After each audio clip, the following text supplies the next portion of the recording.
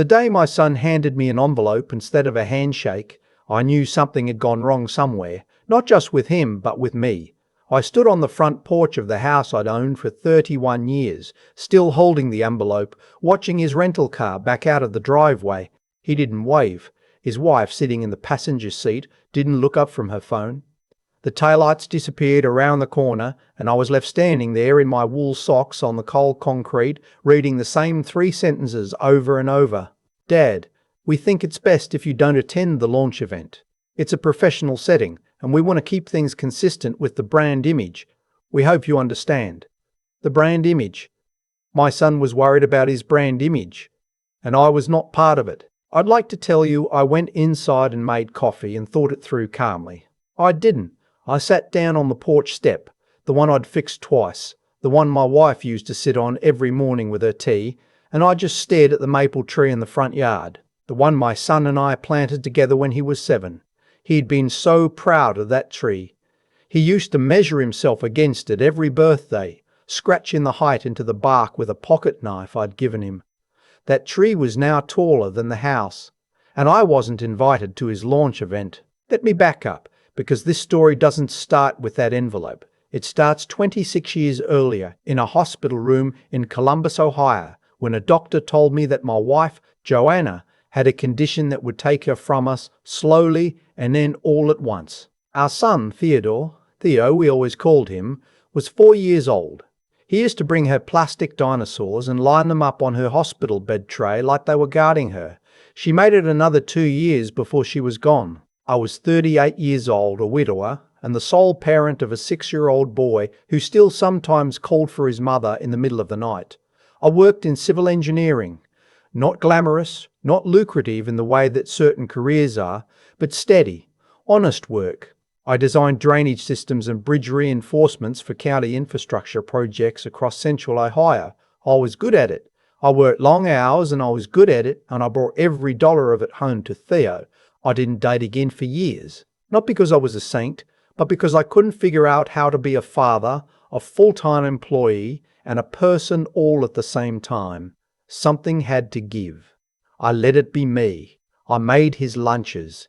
I went to every school play. When he was 12 and wanted to join a travel soccer league that cost $1,800 a season, I said yes without blinking and picked up a weekend consulting job to cover it. When he was 16 and the other kids at his private school had newer cars and nicer clothes and spring break trips to Cancun, I stretched things in ways I never told him about. I took a second mortgage on the house the year he started at Ohio State.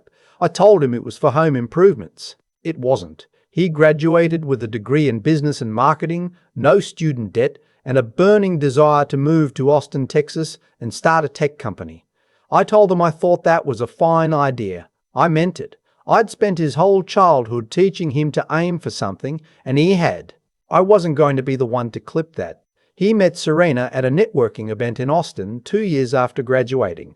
She was smart, ambitious, well-dressed in a way that always made me feel slightly underdressed when we were in the same room. She came from money. Her father was a real estate developer in Houston, and she had opinions about most things, delivered with a certainty I found a little exhausting but figured was just confidence. She made my son happy. He laughed differently around her. I told myself that was what mattered. The first time she called me by my first name without asking, I let it go. The first time she redirected a conversation at dinner from something I'd said to something she wanted to discuss, I let that go too. I was a 63-year-old man who'd raised a son alone and built a decent life, and I did not need to be validated at a restaurant in Austin, Texas. I let a lot of things go. What I didn't let go, what I held on to because it was the only thing I'd been asked to give, was the money. When Theo and Serena decided to launch their tech startup, a software platform for commercial property management, Theo called me one Sunday evening. It was October, a little over 2 years ago. He told me about the business plan, the market opportunity, the projected revenue. He told me they had some seed money from Serena's father, but needed more to reach the next funding milestone. He asked if I could help. I asked him how much. He told me $80,000. I was quiet for a moment. He was quiet too. Then he said, "I know it's a lot, Dad." I told him I'd think about it. I thought about it for one day. Then I called him back and said yes. I liquidated a chunk of my retirement savings. I took the tax penalty. I wired the money to his business account in 3 installments over the following month, and I didn't tell him about the penalty, and I didn't ask for paperwork, because he was my son, and I trusted him the way I trusted him his whole life, not blindly, but deeply. The way you trust someone you've watched grow from nothing into something good. For a while, things were good. The company grew. Theo sent me updates sometimes, short texts with screenshots of user numbers going up. He visited once Thanksgiving of that first year, and we sat at my kitchen table and talked about the business for 2 hours over leftover pie, and I felt something I hadn't felt in a long time, that easy, uncomplicated pride of watching your kid do something real. Then the visits got shorter, the calls got less frequent. When I called him, I sometimes got voicemail. I figured he was busy. He was building something. I knew what that kind of busy looked like. The first sign that something had shifted was Christmas. He and Serena flew to Houston to spend it with her family. He texted me on Christmas morning, a nice text, warm enough, but it was a text. I heated up a frozen lasagna and watched a football game I didn't care about, and went to bed at 9:30. The second sign was when they got engaged, and I found out from a Facebook post. I called him. He apologized, said it happened fast, said he'd meant to call. I said congratulations, and I meant it, and I hung up and sat very still in my kitchen for about 20 minutes. The third sign, and I was slow to read it, which I'm not proud of, was when Serena started answering his phone sometimes when I called. Not always, but enough. And the conversations would be brief, redirected, wrapped up. He's in a meeting. He'll call you back. Yes, I'll tell him. He didn't always call back. I told myself these were the normal adjustments of a son building his own life. I'd read enough parenting columns in the backs of magazines to know that adult children separate, that marriages reshape families, that I wasn't supposed to expect the same access I'd had when he was young. I was working on letting go. I was trying. Then came the envelope. They were 6 weeks out from the official launch event for the company, a major milestone rented venue in downtown Austin, investors, press, 140 guests. Theo had mentioned it over the phone a few times. I assumed I was invited. It didn't occur to me that I wouldn't be. I was his father. I'd given them $80,000. I had a framed photo on my mantle of Theo and me at his Ohio State graduation, both of us squinting in the May sun, both of us grinning. I drove down to Austin 12 hours, 2 days, because I'd planned to arrive a few days early and spend some time with him before the event. I called ahead. He said, "Sure, come on down." He seemed fine on the phone. Normal, maybe a little distracted. He met me at the door of their house in the Tarrytown neighborhood. Nice house. They'd done well. He hugged me, asked about the drive, showed me to the guest room. Serena was polite in the way she was always polite. Efficient, surface level, like she was completing a task. We had dinner. It was fine. The next morning I came downstairs to find Theo sitting at the kitchen island with a coffee mug and a look on his face I recognized from when he was a teenager and had done something he knew I wasn't going to like. Serena was not in the room. He slid the envelope across the counter before I'd even sat down. I read it standing up. I read it twice. Then I set it down on the counter very carefully, the way you set something down when your hands aren't entirely steady, and I looked at my son. He didn't look at me. He looked at his coffee. "Brand image," I said. "It's a professional event, Dad. There are investors there. Media, Serena thinks. Serena thinks. We both think. It's a joint decision." He finally looked up. "You'd be uncomfortable anyway. These aren't your kind of people. I want to be honest about what happened inside me in that moment. There was hurt, a deep, hollow kind of hurt, the kind that doesn't announce itself loudly but settles in and stays. There was anger, the slow kind, not the hot kind. And underneath both of those things there was something else, a clarity, a sudden, very quiet understanding that I had made certain choices over the past 2 years, over the past 26 years, and that those choices had brought me to this kitchen, to this counter, to this envelope, and that I was the only one who could decide what happened next. I didn't raise my voice. I didn't cry. I picked up the envelope, folded it, put it in the pocket of my flannel shirt. "All right," I said. Theo looked surprised. Maybe he'd expected an argument. "Dad." "I heard you," I said. "I'm going to take a drive." I drove to a diner I'd noticed on the way in, ordered black coffee and eggs I didn't eat, and sat in a corner booth for 2 hours. I called my accountant from the parking lot afterward. Then I called my attorney, a man I'd known for 20 years, who'd helped me with Joanna's estate and the second mortgage and a dozen smaller things over the years. His name was Bill. He picked up on the second ring. I told him what had happened. I told him about the $80,000. I asked him what my options were. He was quiet for a moment. Then he said, "Lawrence, do you have any documentation? Emails, texts, anything in writing about the nature of that transfer?" I told him I had everything. I kept records. It was the engineer in me. I never threw anything away that could be relevant later. I had the wire transfer confirmations, a series of emails from Theo outlining how the funds would be used, and 3 text messages from Serena thanking me for the investment. Her word, not mine. Bill said, "That word matters. An investment implies expectation of return or stake. It's different from a gift." I told him I understood. I want to say something clearly here because I've had a lot of time to think about it.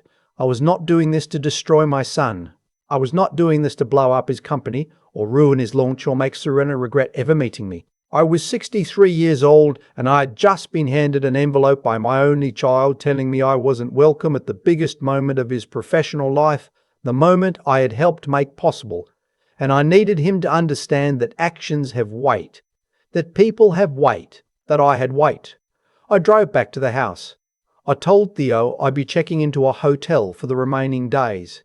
He looked relieved, which told me something. I hugged him at the door.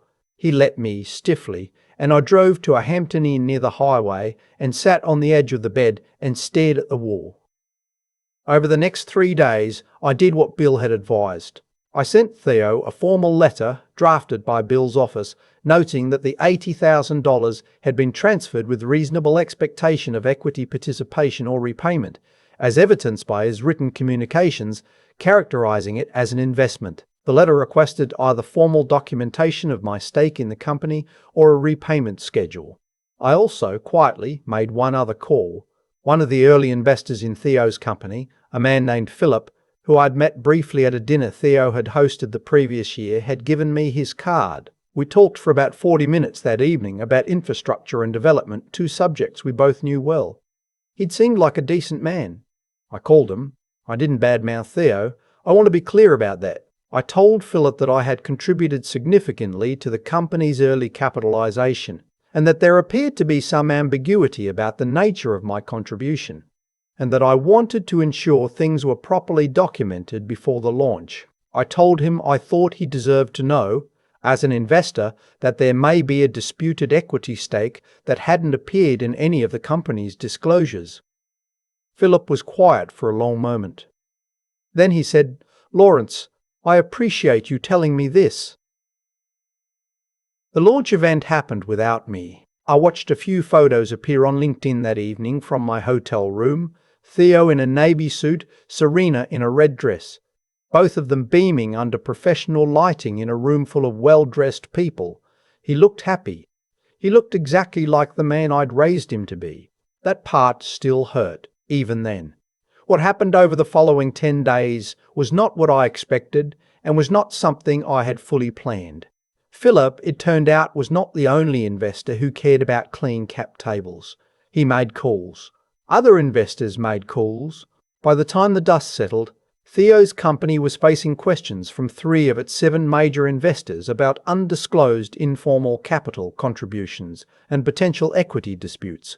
Not a scandal, not a lawsuit, but enough friction to delay their next funding round and require a formal audit of the company's early financial history. Theo called me on a Tuesday morning, 12 days after the launch. I was back home in Columbus, in my kitchen making oatmeal. "Dad." His voice was different. The careful distance that had been there for the past 2 years was gone. What replaced it was something rawer. "What did you do?" "I protected myself," I said. "Same thing you should have done. You went to our investors. I called a man I met at your dinner table and told him the truth about money I gave you, which you should have disclosed." There was a long silence. I stirred my oatmeal and waited. "The funding round is on hold," he said. "I know. Serena is—" He stopped. "She's devastated." I thought carefully about what to say next. I thought about the maple tree in my front yard. I thought about plastic dinosaurs lined up on a hospital tray. I thought about 12 hours of driving down I-65 and I-24 and across the flat Texas landscape because I wanted to see my son. Theo, I said, I gave you $80,000 because I love you. Not because I wanted equity, not because I wanted a stake in your company. I wanted to help you build something. I'm proud of what you built. I paused. But you put me in an envelope. You handed me a note like I was a vendor you were cutting loose, and I am your father. He didn't say anything. I'm not asking you to apologize to me, I continued. I'm asking you to think about how we got here. Not just the last 6 weeks, all of it. The funding dispute was resolved within a month. Bill's letter was addressed. My contribution was reclassified and documented. I was given a small formal equity stake, less than 1%, which was never really the point. The investors were satisfied. The funding round closed, later than planned but successfully. Theo called me again in early spring. He asked if he could come visit. I said yes. He came alone, no Serena, and we sat at my kitchen table the same way we'd sat there 2 Thanksgivings earlier, but it was different now. Quieter, more careful.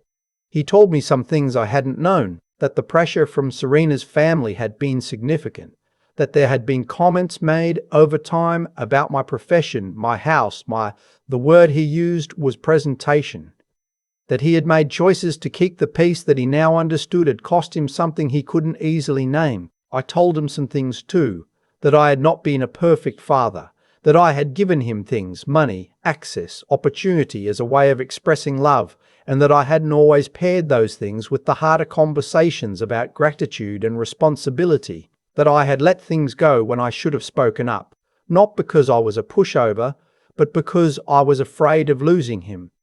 And that fear, it turns out, had made some things worse instead of better. We talked for 4 hours.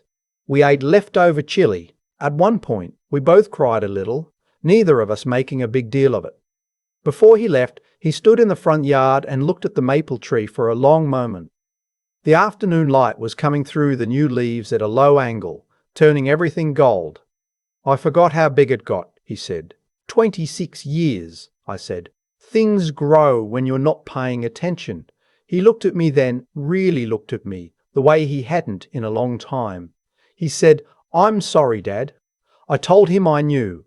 I told him I loved him. I watched him back out of the driveway and this time, he waved. I don't tell this story because I want anyone's sympathy or because I think I handled everything right. I tell it because I spent 26 years being a certain kind of father, present, sacrificing, sometimes too quiet, and I learned at 63 years old, standing on a porch in my wool socks, that love without boundaries isn't love. It's just hoping, and hope by itself doesn't ask to be valued. It just waits. I spent enough years waiting. I keep coming back to that maple tree. Theo and I planted it in the front yard when he was 7 years old. We dug the hole together with a second-hand shovel, and he kept asking how long it would take to get big, and I told him a long time, longer than he could imagine right now. He seemed disappointed by that answer. Kids always are. They want things to happen fast. They don't yet understand that the most important things grow slowly, quietly, mostly when no one is watching. I think about who I was when we planted that tree and who I became over the years that followed. I loved my son the only way I knew how, completely, and sometimes without enough wisdom. I gave him what I'd never had, ease. I smoothed over the rough edges of life before he could ever learn to navigate them himself. I thought I was protecting him. What I was actually doing was leaving out a chapter of his education, the one that teaches you that what you receive from someone who loves you carries weight, and that weight requires something from you in return. Not repayment, not gratitude performed on cue, just the basic human decency of not pretending the person never existed. That's the thing about character, and I've had a long time to think about this. It doesn't get built in the big moments. It gets built in the small ones, in whether you pick up the phone, in whether you wave when you pull out of the driveway, in whether you hand your father an envelope or you sit down across from him and say the hard thing out loud. Theo learned, eventually, that his character had a gap in it, not because I forced him to see it, because the consequences of his choices caught up with him quietly and thoroughly, the way consequences always do when they're real. And I had to look at my own gaps too. That's the part I didn't expect, that standing up for myself would require me to also stand in front of a mirror. I had confused generosity with love for so long that I'd forgotten they aren't the same thing. Generosity without honesty is just avoidance wearing a better coat. I avoided the hard conversations because I was afraid of what they cost me. Turns out, avoiding them cost me more. What I had to find at 63, which is later than I would have liked, was the willingness to think clearly about my own situation instead of just feeling my way through it. I had to call Bill. I had to look at documents. I had to think about what I actually wanted, separate from what I feared. That kind of clear thinking doesn't come naturally when you're hurt.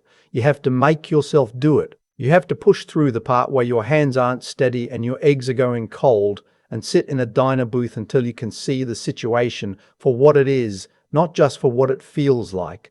And then you have to do something. Not out of anger, out of self-respect. I spent a lot of years being a man who endured things quietly because I thought that was what strength looked like. I know better now.